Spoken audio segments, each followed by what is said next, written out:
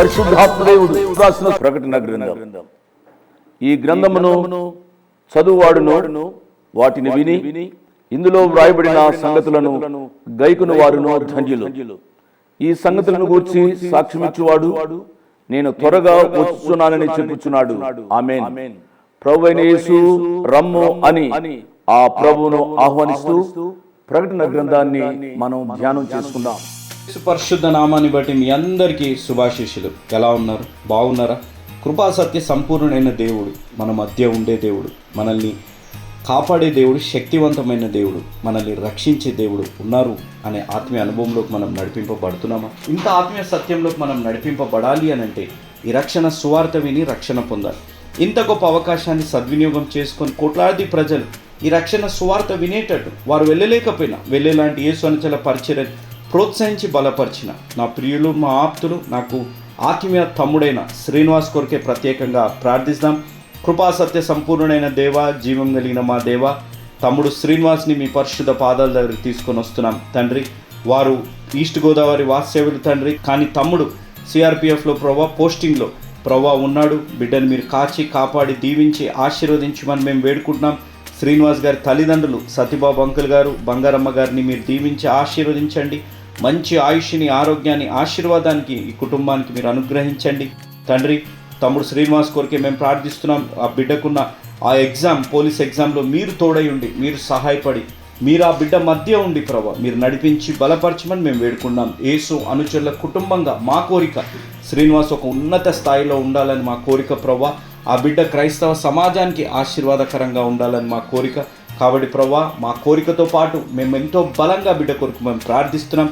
శ్రీనివాస్ని మీరు దీవించి అనేకులకు ఒక సజీవ సాక్షిగా మీరు నిలబెట్టమని మేము బ్రతిమలాడుతున్నాం. ఈ బిడ్డని మీరు ప్రోత్సహిస్తున్నారు, మీరు బలపరుస్తున్నారు. ఆ బిడ్డ వాక్యం విని రక్షణ పొందాడు. అనేకులు యవనస్తులు ఈ విధంగా రక్షణ పొందాలని కలిగించిన గొప్ప సదుద్దేశాన్ని బట్టి మీకు స్తుతులు, స్తోత్రాలు ప్రభా. ఈరోజు ఈ వాక్యం వింటున్న బిడ్డలు, ఈ వాక్యం విని రక్షణ తీర్మానం తీసుకోబోతున్న బిడ్డలు, అదేవిధంగా శ్రీనివాస్ కొరకే, వారి తల్లిదండ్రులు సతీబాబు అంకుల్ గారు, బంగారమ్మ గారి కొరకే ప్రభా ప్రత్యేకంగా ప్రార్థిస్తూ అందరికీ మీ ద్వారా ప్రేరేపింపబడిస్తున్న వాగ్దానం, ఆజ్ఞ, సూక్తి తండ్రి. నీ దేవుడైన యెహోవా నీ మధ్య ఉన్నాడు, ఆయన శక్తిమంతుడు, ఆయన మిమ్మును రక్షించును. జెఫన్యా గ్రంథం 3వ అధ్యాయం 17వ వచనం ఆజ్ఞ, భయపడకము. జెఫన్యా గ్రంథం 3వ అధ్యాయం 16వ వచనం సూక్తి. మన మనస్సులు క్రీస్తుపై ఉన్నప్పుడు సాతాను ఉపాయాలు చేయడానికి చాలా తక్కువ అవకాశం ఉంటుంది. When our minds are on Christ, Satan has a little room to manoeuvre. తండ్రి, ఈ సూక్తి మా జీవితాల ఆత్మీయ మేల్కొల్పు తెచ్చి ఈ ఆజ్ఞానుసారంగా జీవించి ఈ వాగ్దానం మా జీవితాల్లో స్వతంత్రించుకునే అనుభవంలోకి నన్ను, మమ్మల్ని, ఈ వాక్యం వింటున్న ప్రతి బిడ్డని, ఈ వాక్యం విని రక్షణ తీర్మానం తీసుకోబోతున్న బిడ్డలకి, ఈ కుటుంబానికి ప్రభా సతీబాబు అంకుల్ గారు, బంగారమ్మ గారిని, వారి కుమారుడు, నా ఆత్మీయ తమ్ముడైన శ్రీనివాస్ పట్ల ఈ వాగ్దానం నెరవేర్చి దీవించి ఆశీర్వదించి వారి జీవితాల్లో ఉన్న ప్రతి హృదయ వాంఛను నెరవేర్చుమని యేసు నామమున అడిగి వేడుకుంటున్నాము తండ్రి. ఆమేన్. Praise the lord. ప్రభుకు స్తోత్రం. ఎలా ఉన్నారమ్మా? ఎలా ఉన్నారు బాబు? అందరూ ఆరోగ్యంగా ఉన్నారా? ఇంట్లో ఎవరైనా అనారోగ్యంగా ఉన్నారా? అనారోగ్యంగా ఉంటే మాకు తెలియపరిచారా?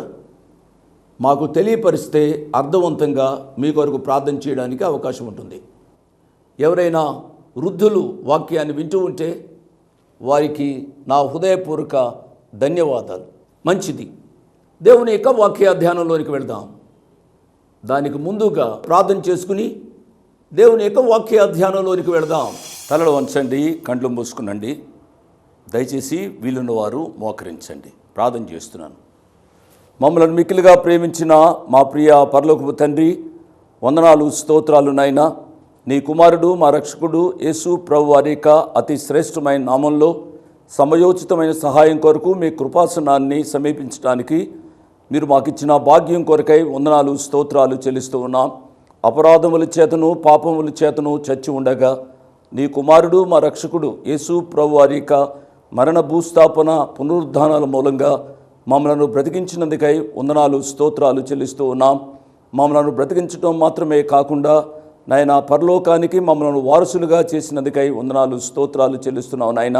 ఎంతమంది ఈ వాక్యాన్ని వింటున్నవారు ఈ అనుభవంలోనికి వచ్చారో వారందరిని బట్టి మిమ్మల్ని స్తుతిస్తున్నావు నాయన.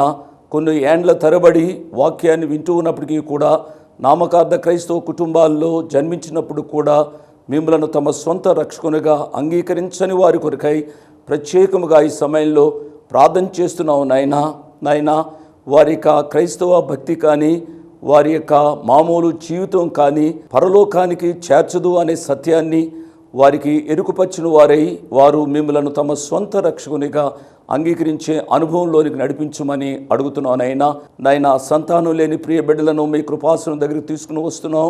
వారికి హృదయ కోరిక తీర్చుమని అడుగుతున్నాం నాయనా. వివాహం కానీ ఆడబిడ్డల కొరకై ప్రార్థన చేస్తున్నాం నాయనా. పేదరికాన్ని బట్టి కట్నలు ఇవ్వలేక ఆయా పరిస్థితుల మూలంగా ఆడబిడ్డలకు వివాహాలు కావడం లేదు ప్రభువా.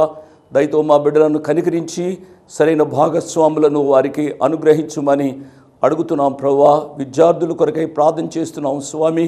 విద్యార్థులు ఈ దినాల్లో నాయన సొంత నిర్ణయాలు తీసుకుని తల్లిదండ్రులకు దూరంగా జీవిస్తూ సొంత వివాహాలు చేసుకుంటున్నారు ప్రభువా.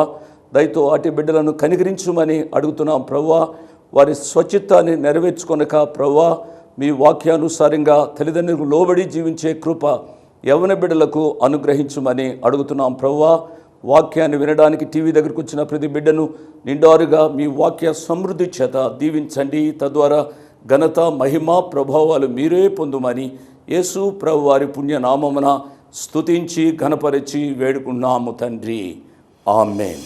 ప్రార్థనలో పాల్గొన్న మీ అందరికీ నా హృదయపూర్వక ధన్యవాదాలు. ఈ సమయంలో దేవుడు తన వాక్యము చేత మనందరినీ దీవించునుగాక, హెచ్చరించునుగాక, ఆదరించునుగాక. ఈరోజు పాఠ్యభాగము చాలా ప్రాముఖ్యమైన పాఠ్యభాగం. ప్రకటన గ్రంథం 20వ అధ్యాయము మేము ముందుంచుకోనండి. ప్రకటన గ్రంథం 4వ అధ్యాయంలో సంఘం ఎత్తబడింది. ప్రకటన గ్రంథం 19వ అధ్యాయం వరకు సంఘం ఇంకా భూలోకంలోనికి రాలేదు. పరలోకంలో గొర్రెపిల్ల వివాహోత్సవ సమయం జరిగింది. 20వ అధ్యాయంలో మరలా భూలోకంలోనికి సంఘం వస్తూ ఉంది. పిల్లరా, అర్థవంతంగా ప్రకటన గ్రంథాన్ని మనం ధ్యానం చేయాలి. మనం వచనం వెంబడి వచనాన్ని ధ్యానం చేసుకునే గొప్ప భాగ్యాన్ని ప్రభువారు మనకి ఇచ్చారు. ప్రకటన గ్రంథం చాలా వివాదాస్పదమైన గ్రంథంగా చాలామంది అనుకుంటారు. కానీ ఆధ్యాత్మిక నేత్రాలతో మనం చూసినట్లయితే దీనిలో ఏ వివాదాన్ని మనం కనుక్కోం. సరళ భాషలో సరళమైన రీతిగా పరిశుద్ధాత్మ దేవుడు మనకు బోధిస్తూ ఉన్నారు. దేవుని వాక్యానికి విధేయత చూపాలి అని నేను మనవి చేస్తున్నాను. ప్రకటన గ్రంథాన్ని వ్యాఖ్యానించడంలో ప్రసంగికుల్లో భేదాభిప్రాయాలు ఉంటే ఉండవచ్చు, మనం బోధించడంలో భేదాభిప్రాయాలు ఉండవచ్చు, కానీ ప్రేమలో భేదాభిప్రాయాలు ఉండకూడదు అనేది నా యొక్క ఉద్దేశం. కాబట్టి నేను మనవి చేసేది మీ అందరికీ, మనం ప్రేమలో ముడిపడి ఉండాలి. యేసు ప్రభువారు ప్రేమామయుడు. ఆయన ప్రేమ మన హృదయాలలో పొంగి పొర్లుతూ ఉండాలి. అంతేగాని ప్రసంగికులు కానీ విశ్వాసులు కానీ క్రైస్తవులు కానీ ఒకరినొకరు విమర్శించుకోవడం మంచి పద్ధతి కాదు అనే విషయాన్ని నేను జ్ఞాపకం చేస్తున్నాను. నీకు నాకు తలంపులలో భేదాభిప్రాయం ఉండవచ్చు, లేక నువ్వు వెళుతున్న సంఘాన్ని బట్టి, నీవు పెరుగుతున్న విధానాన్ని బట్టి తలంపులలో భేదాభిప్రాయాలు ఉండవచ్చు, కానీ ప్రేమలో భేదాభిప్రాయాలు ఉండకూడదు అనే విషయాన్ని నేను జ్ఞాపకం చేస్తున్నాను. మంచిది పిల్లరా, మనం గమనించినట్లయితే ప్రపంచ చరిత్ర తొలినాళ్ల నుండి మనుషుల హృదయంలో, మానవుని హృదయంలో ఎదిగిన చిరకాల వాంఛ ఏమిటి అనగా ఆర్థిక అసమానతలు, వ్యాధి బాధలు, ఆకలి దప్పులు, కక్షలు, కార్పణ్యాలు, ద్వేషం, శత్రుత్వం లేని సమాజం ఈ భూమి మీద ఏర్పడటం. క్రీస్తు పూర్వం 6వ శతాబ్దంలో జీవించిన సిద్ధార్థుడు అనే రాజు ఒక రోజున తన రథంలో అంతఃపురంలోంచి బయటికి వెళుతూ రోగగ్రస్తుడైన ఒక వ్యక్తిని చూచాడు. ఇంకా ఆయన వెళుతూ ఉండగా ఒక వృద్ధుని చూచాడు, చిక్కి శల్యమైన వృద్ధుని చూచాడు. ఇల్లు లేని ఒక అనాథను చూచాడు. పాడెపై శ్మశాన వాటికకు తరలించబడుతున్న ఒక మృతదేహాన్ని చూచాడు. ఆ రాజు చలించిపోయాడు. ఆ దయనీయమైన దృశ్యాలను చూచిన తరువాత తన యొక్క హృదయంలో ఒక తీరని కోరిక వచ్చింది. ఏమిటి అనగా అనారోగ్యం, పేదరికం, వృద్ధాప్యం, మరణం లేని సమాజ స్థాపన కోసం అహర్నిశలు ఆయన కష్టపడ్డాడు. ఆయనే గౌతమ బుద్ధుడు. ప్రియులారా, ఈ సత్యాన్ని మనం జ్ఞాపకం చేసుకోవాలని మనవి చేస్తున్నాను. క్రీస్తు పూర్వం 4వ శతాబ్దంలో జీవించిన సోక్రటీసు సత్యాన్వేషణలో తన జీవితాన్ని అంతటినీ గడిపాడు. అతడేమనుకున్నాడు అనగా ఒకరినొకరు ప్రశ్నించుకుంటూ, జ్ఞానాన్ని సంపాదించుకుంటూ సత్యాన్ని అన్వేషించాలి. తద్వారా లోకము జ్ఞానంతో నుండి సత్యము స్థాపించబడి న్యాయంతో స్థిరపడుతుంది అని సోక్రటీసు ఉద్దేశించాడు. కానీ ప్రియులారా, ఆయన బోధలు నచ్చని ప్రజలు ఆయనకు విషమిచ్చి చంపారు. ఎంత విచారకరమైన సంగతి అండి. క్రీస్తు పూర్వం 1వ శతాబ్దంలో జీవించిన జూలియస్ సీజర్, అగస్టస్ తదితరులు రోమన్ చక్రవర్తులుగా ప్రపంచాన్ని తమ చెప్పు చేతుల్లోనికి తీసుకోవాలి అని వారు ఆశించారు. రోమా సామ్రాజ్యాన్ని కేంద్రంగా తీసుకొని ప్రపంచానంతటినీ ఒకే రాజ్యముగా పరిపాలించాలి అని వారు ఉవ్విళ్ళూరారు. కానీ ప్రియులారా, అనతి కాలంలోనే రోమా సామ్రాజ్యం అంతఃకలహాలను బట్టి అది కూలిపోయినట్లుగా చరిత్ర మనకు చెబుతోంది. ఇంకా రాను రాను రాను రాను చరిత్రను మనం గమనించినట్లయితే నెపోలియన్, హిట్లర్, ముసోలిని తదితరులు వారందరూ కూడా ఏమేమో ప్రయత్నాలు చేశారు. వారి ప్రయత్నాల్లో వారు విఫలమయ్యారు. హిట్లర్ అనుకున్నాడు, నేను స్థాపించిన సామ్రాజ్యం 1000 ఏండ్లు ప్రపంచాన్ని పరిపాలన చేస్తుంది, నాకంటే వీరుడు ధీరుడు లేడు అని హిట్లరు భావించాడు. కానీ చరిత్ర మీకు తెలుపుతుంది ఏమిటి అనగా హిట్లర్ 13 సంవత్సరాలే పరిపాలించి ఆత్మహత్య చేసుకుని చనిపోయాడు. ఎంత విచారకరమైన సంగతి మీరు ఆలోచించాలి. ప్రపంచంలో ఆర్థిక అసమానతలు పోయి రైతే రాజై, కార్మికుడే నాయకుడై సంతోషంతో జీవించే సమాజం కావాలి అనే ఉద్దేశంతో కార్ల్ మార్క్స్ అనే వ్యక్తి ఒక విప్లవాన్ని తీసుకుని వచ్చాడు. అది కొద్ది కాలం జయప్రదంగా నడిచినట్లుగా కనబడింది. ప్రియులారా, దాని యొక్క అంతం కూడా చాలా విషాదకరమైన రీతిగా ముగిసినట్టుగా మనం చూస్తాం. తదుపరి మన దేశాన్ని పరిపాలించిన శ్రీమతి ఇందిరాగాంధీ గారు కూడా గరీబీ హటావ్ అనే సిద్ధాంతం చేత పేదరికాన్ని నిర్మూలించాలి అనే తాపత్రయం తన జీవితంలో కనబరుస్తూ వచ్చింది. ప్రియులారా, అదే కాలంలో అమెరికా దేశాన్ని పరిపాలిస్తున్న లిండన్ జాన్సన్ అనే అధ్యక్షుడు అమెరికా దేశాన్ని ఒక గొప్ప సమాజముగా రూపుదిద్ది పేదరికం లేని వ్యవస్థను స్థాపించాలి అని అతడు అనుకున్నాడు. ప్రియులారా, ఇండియా దేశంలో అది జయప్రదం కాలేదు, అమెరికా దేశంలో కూడా అది జయప్రదం కాలేదు.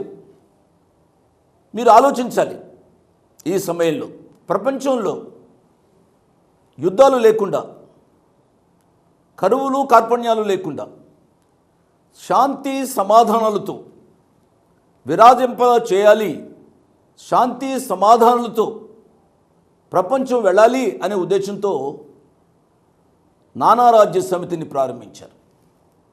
ఎన్నో ప్రణాళికలు రూపొందించారు. ఇన్ని రూపొందించినప్పుడు కూడా మొదటి ప్రపంచ యుద్ధం వచ్చింది. మొదటి ప్రపంచ యుద్ధం అయిన తరువాత అరే యుద్ధాలు ఉండకూడదు అనే ఉద్దేశంతో ఐక్యరాజ్య సమితిని ప్రారంభించారు. రెండవ ప్రపంచ యుద్ధం వచ్చింది. పిల్లరా, ఈ రీతిగా ప్రపంచంలో శాంతి సమాధానాలు లేకుండా పోవడం అనేది మానవుణ్ణి కలవరపరుస్తూ వచ్చింది. ఈ సమయంలో మనం కూడా ఆలోచించాలి. ఏమిటి అనగా రోగం, వృద్ధాప్యం, పేదరికం, మరణం లేని ఆ యొక్క గౌతమ బుద్ధుడు కలలు కన్న సమాజం వస్తుందా? ఆలోచించండి. లోకమంతా జ్ఞానంతో నిండి దేశం సుభిక్షంగా ఉండాలి అని కలలు కన్న సోక్రటీస్ రాజ్యం వస్తుందా? ప్రపంచాన్నంతా ఒక్క రాజధాని కింద పరిపాలించాలని రోమన్ చక్రవర్తులు కలలు కన్న సమాజం వస్తుందా? యజమాని కార్మికుల మధ్య ఆర్థిక అసమానతలు లేని, ఆర్థిక అంతరాలు లేని సామ్యవాదంతో వికసించే కార్ల్ మార్క్స్ కలలు కొన్న సమాజం వస్తుందా? ఇందిరాగాంధీ, లిండన్ జాన్సన్ కలలు కన్న పేదరికం లేని గొప్ప సమాజం వస్తుందా? వస్తోంది, తప్పనిసరిగా వస్తుంది. అది ఎప్పుడు వస్తుంది అనగా యేసు ప్రభు వారి యొక్క 1000 ఏండ్ల పరిపాలనలో వస్తోంది అనే విషయాన్ని చెప్పడానికే ఇన్ని విషయాలు నేను చెప్పాను. ఆ 1000 ఏండ్ల పరిపాలనలో మనం ఉండాలి అనగా నా ప్రియులారా, భూలోకంలో యేసు ప్రభు వారిని మీ సొంత రక్షకునిగా అంగీకరించాలి అని నేను మనవి చేస్తున్నాను. ఎవరైతే యేసు ప్రభు వారిని తమ సొంత రక్షకునిగా అంగీకరిస్తారో వారు ఈ 1000 ఏండ్ల పరిపాలనలో సింహాసనాల మీద అధిష్ఠించి ప్రభువుతో కలిసి పరిపాలన చేస్తారు అనే సత్యాన్ని ఈ 20వ అధ్యాయంలో మనం చూడబోతున్నాం. బైబిల్ తెరవండి, మొదటి వచనాన్ని చదువుతున్నాను. మరియు పెద్ద సంఖ్యలను చేదబట్టుకుని అగాధము యొక్క తాళపు చెవి గల ఒక దేవదూత పరలోకము నుండి దిగివచ్చుట చూచితిని. మరియు అనే మాట ప్రకటన గ్రంథం 19వ అధ్యాయం 20-21 వచనాల యొక్క కొనసాగింపుగా మనం అర్థం చేసుకోవాలి. 20-21 వచనాల యొక్క కొనసాగింపు అనగా 20-21 వచనంలో ఏం చెప్పబడుతుంది అనగా 20వ వచనం చూడండి. అప్పుడు ఆ మృగమును అబద్ధ ప్రవక్తయు పట్టబడి వారిద్దరూ గంధకములతో మండు అగ్నిగుండములో ప్రాణముతోనే వేయబడినట్లుగా మనం చూస్తాం. కాబట్టి ఈ క్రూర మృగము, ఈ అబద్ధ ప్రవక్త అగ్ని గంధములతో మండు గుండములో వేయబడిన తదుపరి ఇక్కడ జరిగిన విషయం మనం చూస్తున్నాం. ఏమిటి అనగా పెద్ద సంఖ్యలను చేతబట్టుకుని అగాధము యొక్క తాళపు చెవి గల ఒక దేవదూత పరలోకము నుండి దిగి వచ్చుట చూచితిని. ఈ దేవదూత ఎవరు అనే ప్రశ్న రావడానికి అవకాశం ఉంది. పెద్ద సంఖ్యలను చేతబట్టుకుని అగాధం యొక్క తాళపు చెవి గల ఒక దేవదూత అనగానే యేసు ప్రభువారు అనుకోవడానికి అవకాశం ఉంది. ఎందుచేతనగా ఆయన చేతిలో తాళపు చెవి ఉంది. ప్రకటన గ్రంథం 1వ అధ్యాయము 18వ వచనంలో మనం చూసినట్లయితే ఈ రీతిగా ఉంది. ప్రకటన గ్రంథం 1వ అధ్యాయం 18వ వచనం చివరి భాగాన్ని చదువుతున్నాను. మరియు మరణము యొక్కయు పాతాళ లోకము యొక్కయు తాళపు చెవులు నా స్వాధీనంలో ఉన్నవి. కాబట్టి ఈ అగాధము యొక్క తాళపు చెవి గల యొక్క దేవదూత యేసు ప్రభువారు అనుకోవడానికి అవకాశం ఉంది. అది ఒక తలంపు. రెండవ తలంపు ఏమిటనగా ఈ దేవదూత పరలోకంలో దిగి వస్తున్నాడే, ఆ దేవదూత మిఖాయేలు అని కొంతమంది వ్యాఖ్యానకర్తలు చెబుతారు. దానికి ఆధారం ఏమిటనగా ప్రకటన గ్రంథం 12వ అధ్యాయము 7వ వచనంలో చూసినట్లయితే అంతటా పరలోకమందు యుద్ధము జరిగెను, మిఖాయేలును అతని దూతలను ఆ ఘట సర్పముతో యుద్ధము చేయవలని ఉండగా, అనగా ఇక్కడ ఆ ఘట సర్పాన్ని ఆ యొక్క అగాధంలో వేసే వ్యక్తి ఎవరు అనగా మిఖాయేలు అని ఒక ఆలోచన ఉంది. ప్రియులారా, ఏది ఏమైనప్పటికీ కూడా ఇది గొప్ప అంశము కాదు కాబట్టి యేసు ప్రభువారే ఆ దేవదూత అనుకోవచ్చు, లేక అది నీకు అసందర్భంగా తోస్తే మిఖాయేలు దూత అనుకోవచ్చు. ఏదైనా ఇదంత పెద్ద ప్రాముఖ్యం కాదు అని నేను అనుకుంటున్నాను. ఈ యొక్క దేవదూత పెద్ద సంకెళ్లను చేతబట్టుకుని అగాధం యొక్క తాళపు చెవి కలిగి పరలోకంలోండి దిగు వస్తున్నట్లుగా చూస్తూ ఉన్నాం. ఈ పెద్ద సంకెళ్ళు ఎందుకు? చిన్న సంకెళ్ళు సరిపోవా? ఎందుచేత ఇక్కడ పెద్ద సంకెళ్ళు ఈ దేవదూత ఉపయోగించాడు అని మనం ఆలోచించినట్లయితే ఈ పెద్ద సంఖ్యలే ఉపయోగించాలి, సందర్భాన్ని మనం అర్థం చేసుకోవాలి అని నేను మనవి చేస్తున్నాను. మార్కు సువార్త 5వ అధ్యాయంలో చూసినట్లయితే ఒక వ్యక్తిని అక్కడ మనం చూస్తాం సమాధులలో. మీరు చూడండి, మార్కు సువార్త 5వ అధ్యాయము 1వ వచనాన్ని మనం చదివినట్లయితే ఈ రీతిగా ఉంది. వారు ఆ సముద్రమునకు అద్దరినున్న గెరాసుల దేశమునకు వచ్చిరి. ఆయన దోణి దిగగానే అపవిత్రాత్మ పట్టిన వాడొకడు సమాధుల్లో నుండి వచ్చి ఆయనకు ఎదురుపడెను. వాడు సమాధులలో వాసము చేసేడు. వాడు సంకెళ్లతోనైనను ఎవడును వారిని బంధింపలేకపోయాను. పలుమారు వాని కాళ్లకును చేతులకును సంకెళ్ళు వేసి బంధించినను వాడు ఆ చేతి సంకెళ్ళు తెంపి కాలి సంకెళ్లను తుత్తునీలుగా చేసెను గనుక ఎవడును వారిని సాధుపరచలేకపోయాను. అపవిత్రాత్మే ఈ సంకెళ్లను త్రుంచివేసినట్లుగా ఈ మార్కు సువార్త 5వ అధ్యాయంలో మనం చూస్తున్నాం. ఈ అపవిత్రాత్మ కంటే ఘటుడు అన్నమాట, ఈ అపవిత్రాత్మ కంటే బలీయుడు అన్నమాట ఇక్కడ మనం చూడబోతున్న వ్యక్తి. అతడు ఎవడు అనగా ఈ పెద్ద సంఖ్యలను చేతబట్టుకుని అగాధం యొక్క తాళపు చెవుల ఒక దేవదూత పరలోకంలోంచి దిగువచ్చి బంధించిన వ్యక్తి ఎవరు అనగా 2వ వచనంలో మనం చూస్తాం. ప్రియులారా, ఈ పెద్ద సంకెళ్ళు చేత బంధించాలి అనగా ఇతడు చాలా గొప్పవాడు. ఒక రకంగా మనం చూడవలసి వస్తే అతడు మామూలు వ్యక్తి కాదు, దేవుని దగ్గర ఉండే కెరూబు.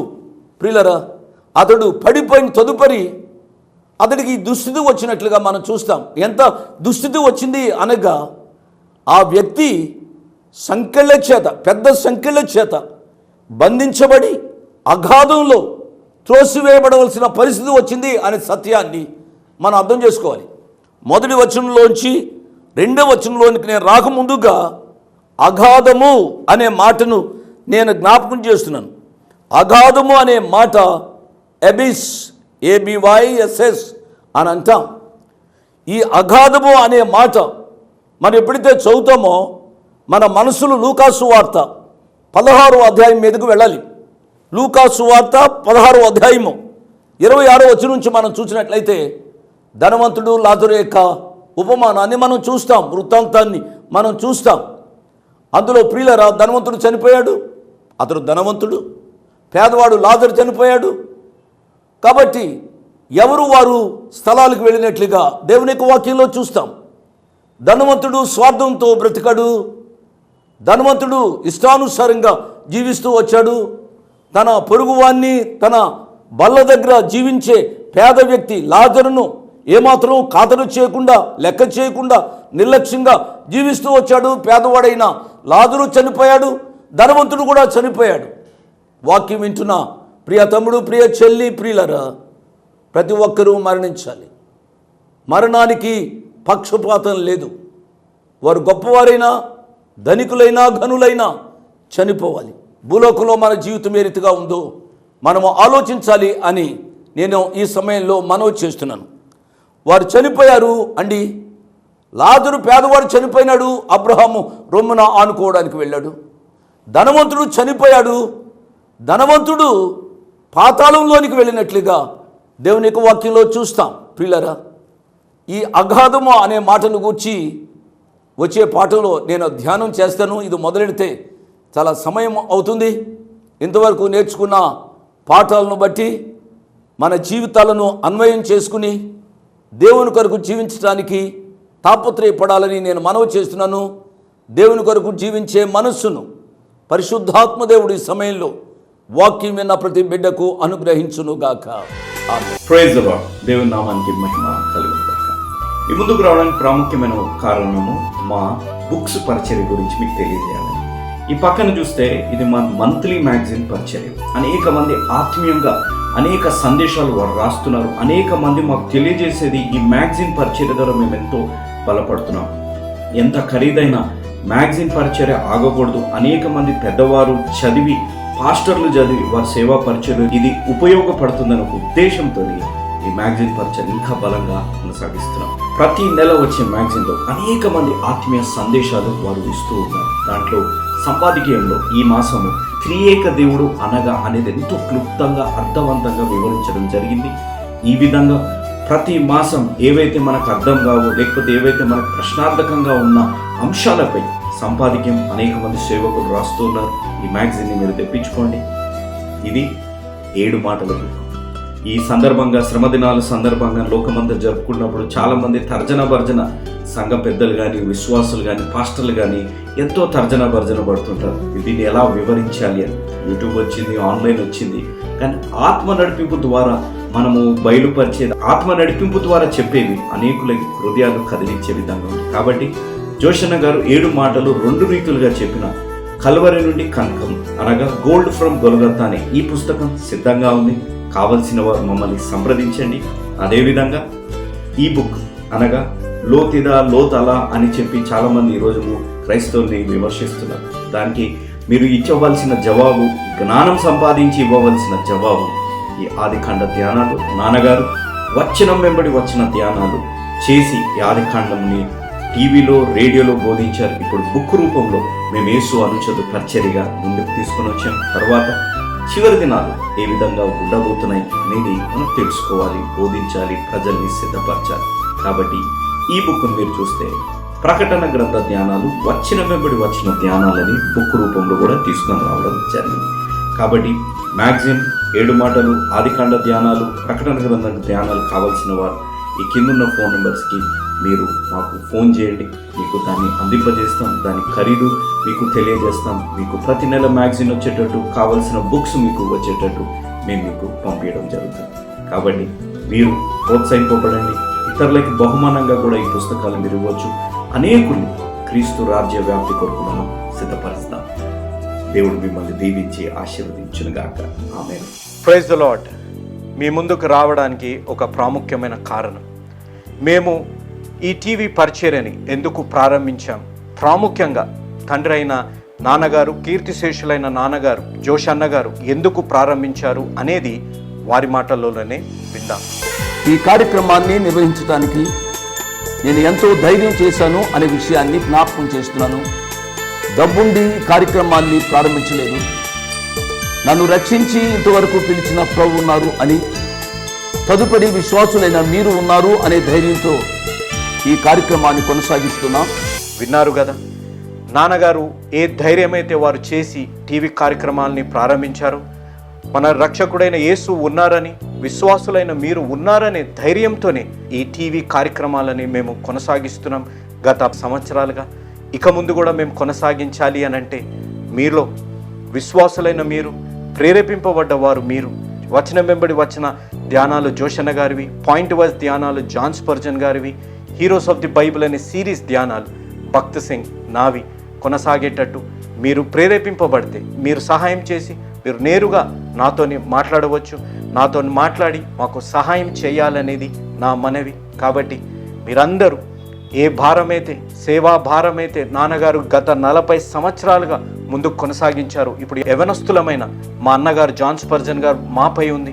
కాబట్టి మీరు కూడా ఏ విధంగా నాన్నగారిని అయితే ప్రోత్సహించారు, నాన్నగారిని ఆదరించారు, మమ్మల్ని కూడా ఆ విధంగానే ప్రోత్సహించి ఆదరిస్తారని నమ్ముచు సెలవు తీసుకుంటున్నాను. దేవుడు మిమ్మల్ని దీవించి ఆశీర్వదించునుగాక. ఆమేన్.